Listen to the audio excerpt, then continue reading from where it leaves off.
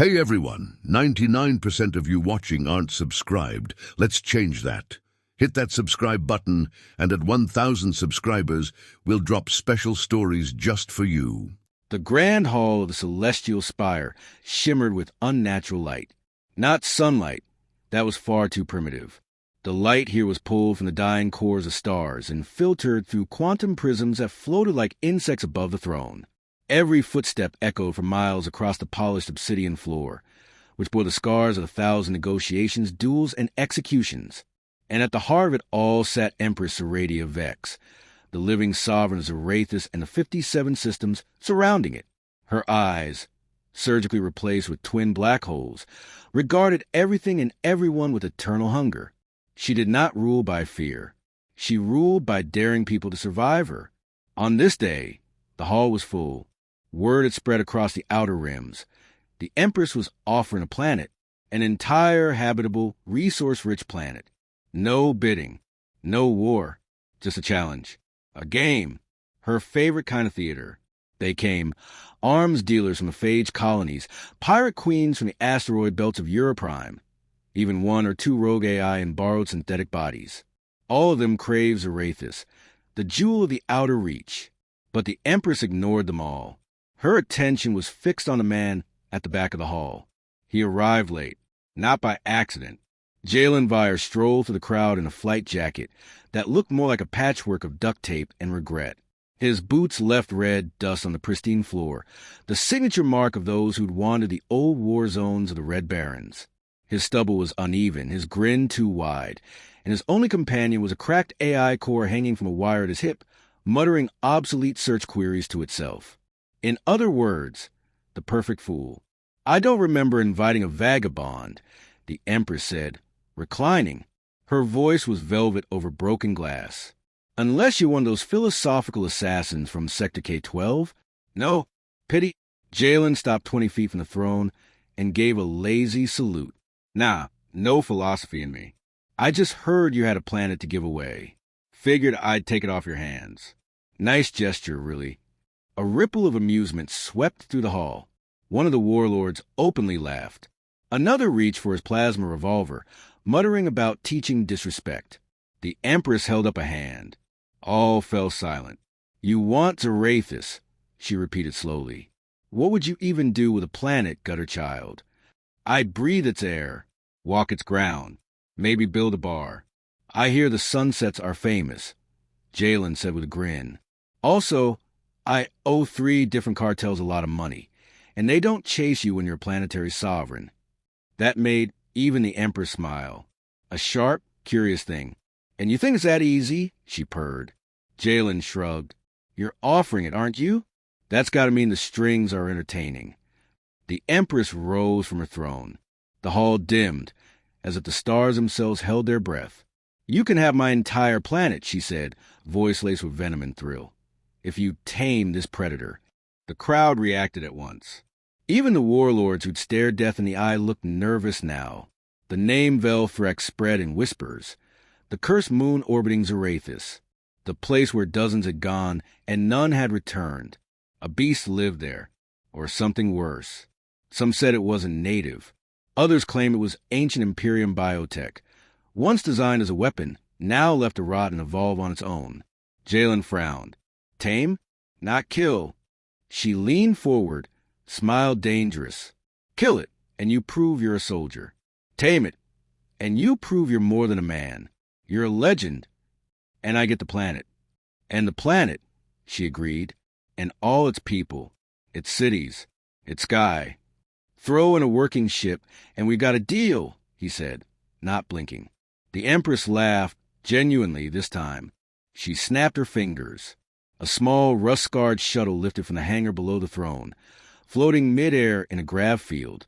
Its hull was patched, its AI sputtered in ancient code, and its weapons were laughable. But it could fly. Maybe. Consider my gift, she said. It has 1 jump in it. Enough to get you to Velthrex. Jalen looked at the crowd. No one met his gaze. No one followed. He took one last look at the Empress. What's this thing I'm taming, anyway? She gave him the smile of a god who had just watched a mortal pick the wrong chalice. It learns, she said. It adapts. It mimics. And above all, she leaned down, eyes shimmering like dying stars. It waits. Jalen turned without a word.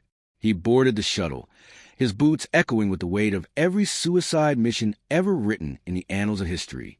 As the shuttle fired its thrusters and broke the atmosphere, the Empress watched him go.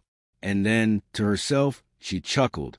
And then, she whispered, almost reverently, The shuttle groaned like a dying animal as it plunged through the volatile atmosphere of Velthrex, the cursed moon. Outside, the world was nothing but a red haze, swirling fog that clung to the hull like living skin, etching lines of corrosion with every second of contact. The navigation system screamed warnings in dead languages. The onboard AI fizzled and looped. Environment scan inconclusive. Threat level undefined. Oxygen trace insufficient. Organic decay present. You should not be here. You should not be here. You should not.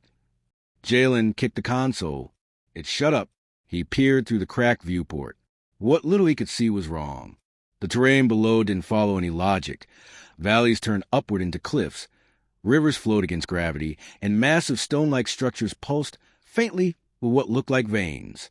Not infrastructure. Not ruins. Biotech. Living terrain. This place was never meant for life, Jalen muttered. The shuttle landed hard, skidding into a jagged rock formation shaped like a rib cage. The right wing tore off. Sparks sprayed the interior. Fire suppression foam hissed. Still, he survived. Barely. Day 1. He stepped into the blood-red mist of Velthrex, wearing a patched-up breathing mask, a half-charge phase rifle, and a sensor rod programmed to detect movement. The air hummed, not like wind or machines, like something breathing not far away. He set up a temporary shelter, a nanofold tent with limited shielding, enough to last a few days. The landscape writhed with slow, tectonic groans. Trees, if they could be called that, moved ever so slightly when he wasn't looking. The leaves curled inward like fists. Once, he stepped in a patch of what looked like grass, only to have it recoil and vanish underground. The whole damn moon is watching me. He recorded into his wrist comm. That night, he launched his drone swarm, a collection of floating orbs with thermal and sonic tracking systems. They vanished within 30 minutes. One feed cut out with a sudden shriek. Another showed a blur, tall, quadrupedal, maybe armored, then static. Only one drone returned. Its camera lens was cracked. It was shaking. Day 2. Jalen ventured deeper into the valley below his crash site. His boots left faint prints in the red dust, but they were gone within an hour. Consumed or erased, he couldn't tell. He found remains of something. Part of a power suit embedded in a tree-like structure. The metal melted around the bark as though the forest had eaten the pilot alive. His sensor rod beeped erratically, detecting fragments of human DNA scattered in microscopic quantities. Everywhere he went, the fog remained constant, swirling with unnatural consistency. Wind never moved it. His attempts to fan it away failed. It clung to him. He realized with dawning horror that the fog wasn't just present. It was sentient. Something inside it watched. That night his camp was attacked. Not by the predator. By his own equipment. His sensor rod twisted in the night, sprouting metallic tendrils and trying to strangle him. The AI core he kept as a companion began screaming old classified war codes, trying to blind him with bursts of light. Something had infected the code. He destroyed both, and still, he felt it getting closer. Day 3, he stopped trusting his eyes. Shadows shifted even in stillness.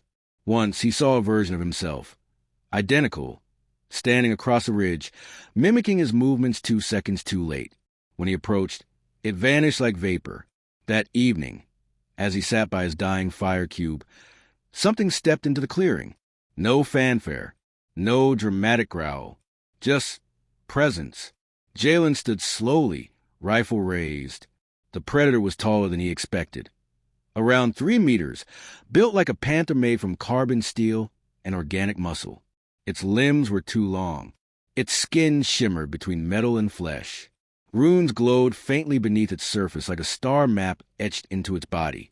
Its face was wrong. No eyes, no mouth, just a mirrored surface. When Jalen moved, it mirrored him perfectly. He raised his weapon.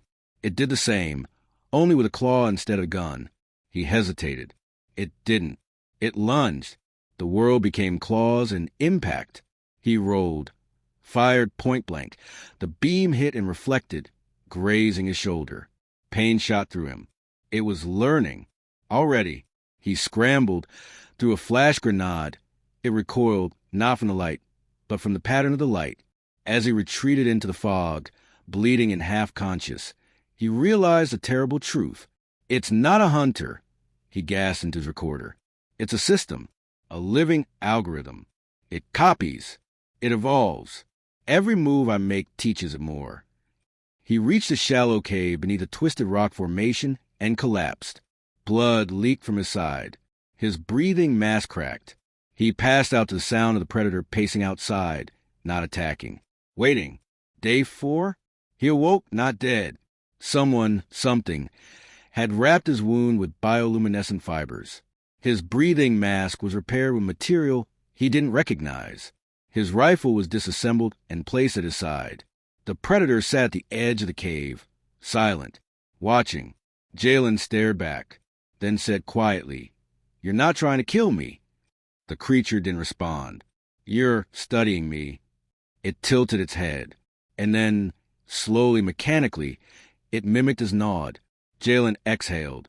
Everything the Empress said was true, but she misunderstood the nature of the beast. This wasn't a predator. It wasn't a test of strength. It was a test of identity. Whoever tried to fight it, kill it, dominate it.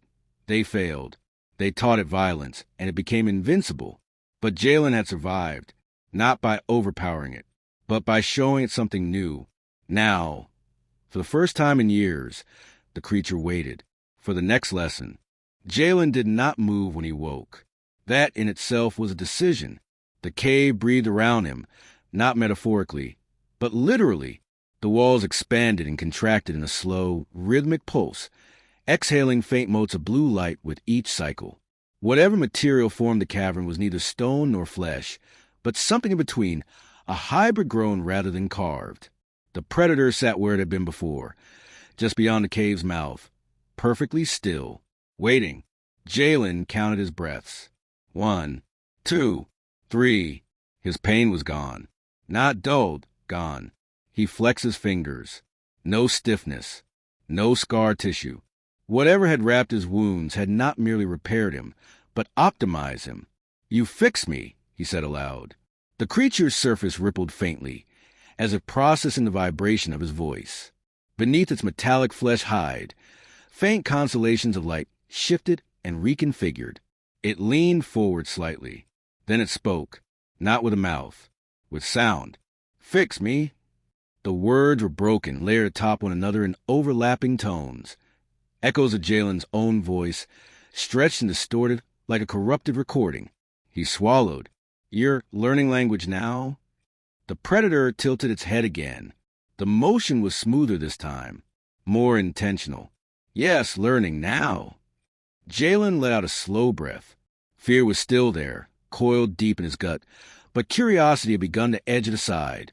This thing had every opportunity to kill him. Instead, it had healed him, studied him, copied him. It wasn't hunting. It was evolving. The first lesson. Jalen began with the simplest thing he could think of. He removed his glove and held out his bare hand. The predator did not approach. It watched. Jalen placed his hand on the cave floor, palm down. The surface reacted instantly, glowing brighter where his skin touched it. "This is touch," he said. "It doesn't mean attack." The predator hesitated. Then, slowly, it extended one elongated limb. The claw retracted inward, reshaping itself into something closer to fingers. Still sharp, but less so. It touched the ground. The glow spread. The creature froze. Then it pulled its limb back and stared at it, as if surprised by its own existence. "Good," Jalen murmured. "That's good." The predator repeated the word. "Good." That was when Jalen realized something profound and unsettling. This thing wasn't just copying behavior. It was forming concepts. days without time. Time ceased to have meaning on Velfrex. The moon's rotation was erratic. Its light filtered through layers of crimson mist that never truly cleared. Jalen marked days by habit alone, scratching lines into a flat section of the cave wall. He stopped after the 12th mark. The predator remained with him constantly. Sometimes it watched. Sometimes it wandered, returning with objects, fragments of wreckage, bones fused with metal, broken drones from past challengers. It laid them out before Jalen like offerings.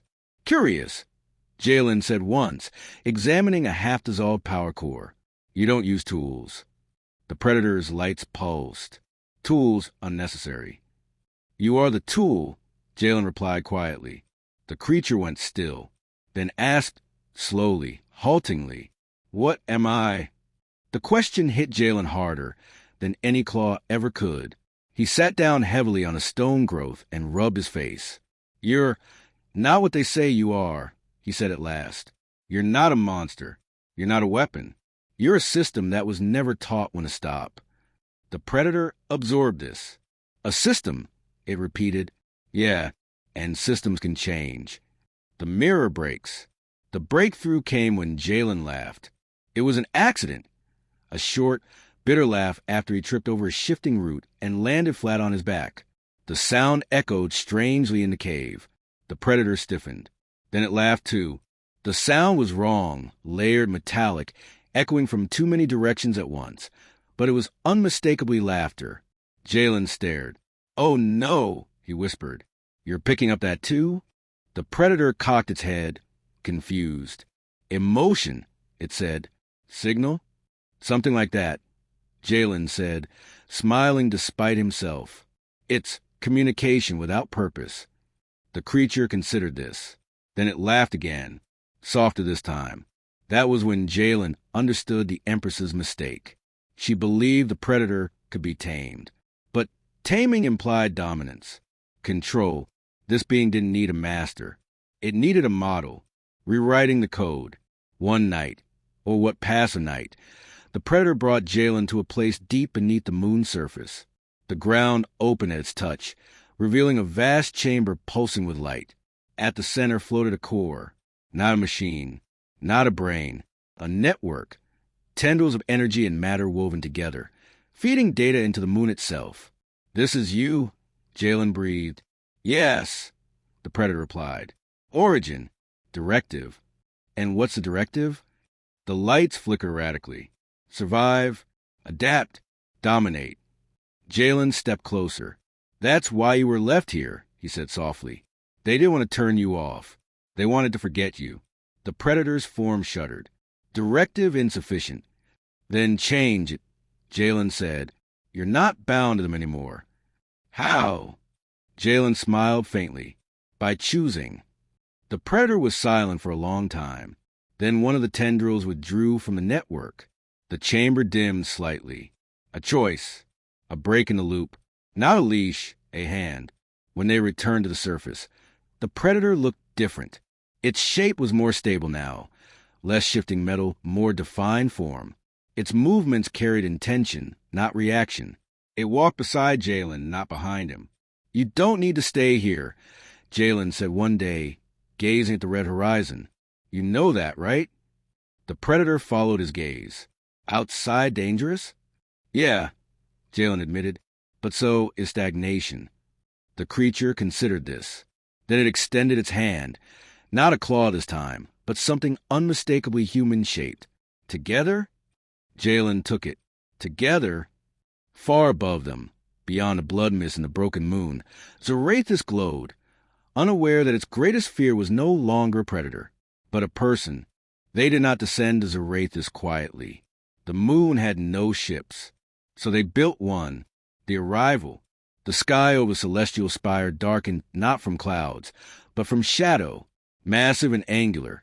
The ship that drifted into orbit bore no banners, no flags, no familiar manufacturer tags. Its hull was grown, not forged, a living thing with veins of light running through its surface, pulsing with every movement. The Imperial defense grid reacted instantly. Drones launched, orbital turrets tracked and locked. But the ship did not fire. It broadcast a single code, older than even the Empress's reign, encoded in forgotten dialect of pre-imperial warspeak. An override sequence for planetary defenses. They obeyed. The spire was silent when the ship descended, not because they feared attack, but because no one had ever returned from Vel Threx. Certainly not with a ship like that, and never with the creature in tow. The Hall of Thrones. The obsidian floor echoed again, not with ceremony, but with memory. The last time Jalen Vyre walked here, he was a joke with a broken AI and a cocky smile. Now, he was preceded by the thing that had haunted the nightmares of generals, scientists, and legends. Only it was no longer a thing. It was a being, and it walked like a man. The Predator, though the word no longer applied, was wrapped in a cloak of living metal, its form less alien now, more deliberate. Its head was shaped like a helmet, with mirror plates where a face would be, but its body mimicked Jalen's in posture and proportion. Its movements were precise, poised, controlled, chosen. The courtiers whispered. Some wept, some simply turned away. Even the Empress leaned forward. She did not smile this time. Jalen Vyre, she said, her voice cutting through the silence like a scythe. You've returned. Jalen offered her a half-bow. You said I could have your entire planet, he said, if I tamed the Predator. The Empress's fingers tapped slowly against the arm of her throne. I remember. He gestured behind him. I didn't tame it, he said. I taught it. I gave it choice, and it chose peace. The creature beside him raised its head. The runes beneath its skin pulsed gently, in harmony with the ambient energy of the spire. No aggression, no posturing. It was calm, and the room trembled more because of that than any threat of violence. The Empress's game. The Empress descended from her throne for the first time in months. The hall parted for her, like a wound reopening. She stepped before the creature and stared into the mirrored face. What are you? She asked softly. The voice that came back was deep, layered, still touched by the echoes of Jalen's voice, but unmistakably its own. I am choice. The Empress's breath caught. Do you remember what you were built to do? Yes. And you rejected it? No, it said. I've evolved beyond it. That was when she laughed. Not her theatrical laugh. Not the kind designed to terrify. This laugh was shorter, sharper, real. Well, she murmured, turning to Jalen. You were the fool after all. That's rare and dangerous. I don't want your throne, Jalen said. I don't want your crown. No, she agreed. You want the world. And this being wants purpose. She stepped back, arms wide, addressing the entire hall. Let it be known, she declared, that I honor my bargains. Zarathus and all her moons belong now to the man who taught a predator to choose. There was silence, then murmurs, then disbelief, but no one challenged it, because they had seen the impossible. And some things are bigger than power. The transfer of worlds. Papers didn't matter. Deeds didn't exist anymore in this quadrant. Ownership came from strength or myth. Jalen had both. Within days, the networks on Zarathus buzzed with news. The creature, now called Threx, in echo of the moon it came from, walked among cities, studying, helping, protecting. Children weren't afraid of it. Some adults wept when it repaired old homes with a touch. Others followed it, hoping to learn. Jalen didn't rule. He led. He brought thinkers, builders, diplomats, wanderers, anyone willing to create instead of destroy. The scars left by the warlords, the syndicates, even the Empress herself, began to fade. But not everything could be erased. And then, the man, one night, beneath the silver-blooded sky of Zarathus, Jalen stood atop the old defense tower overlooking the city of air. Threx stood beside him, silent. You ever wonder, Jalen said, sipping from a flask, if she let me win? Threx tilted its head. The Empress? Yeah, maybe she knew you were more than a weapon. Maybe she was waiting for someone to unlock you. She feared me, Threx said, but she admired you. Jalen grinned. She said something when I left, whispered it. Threx turned. What? Jalen's smile faded into something quieter. She said, "You can have my entire planet if you tame this predator." He paused. Then she chuckled. He looked at Threx. And then she said, "And then the man." Threx was quiet for a moment. Then, softly, "You are not like others." "No," Jalen said. "Neither are you." And together, they watched the city below, alive, rebuilding, no longer under siege from within or above, not ruled by an empress, but guided by a man, and the being who had once been called a predator. Epilogue, legacy signal. Centuries later, a ship approaches the ruins of the celestial spire. They find records, corrupted, fragmented. One file plays clean. Planet ceded to Jalen Vire. The predator became Threx, evolution without war, empire without blood. A new voice breaks in, quiet, calm, recorded manually. "If you find this, know that leadership is not taken. It's earned. Sometimes not by force, but by understanding. The most dangerous creatures aren't those who kill. They're the ones who learn." End transmission.